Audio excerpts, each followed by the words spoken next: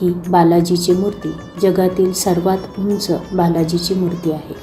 तसेच ही मूर्ती नेपाळमधील गंडक नदीत सापडणाऱ्या एकसंध शिळेमध्ये केलेली आहे. तज्ज्ञ ही मूर्ती 5000 वर्ष जुनी असल्याचे सांगतात. मूर्तीच्या पायांचे बोटं असो अथवा हातांच्या बोटांचे नखे असो, ते अत्यंत कोरीव काम करून शिल्पित केलेले आहे. येथील पुजारी सांगतात की मूर्ती ही मागच्या बाजूनेही तितकी सुंदर कोरलेली आहे. बालाजीची शिखा व जानवेसुद्धा मागच्या बाजूने स्पष्ट दिसते. या मूर्तीच्या हातात गदा, पद्म, चक्र, शंख आहे, परंतु धनुष्य नाही. तरीही या बालाजीला शारंगधारी का म्हणतात, हा प्रश्न आम्ही येथील पुजारी यांना विचारला.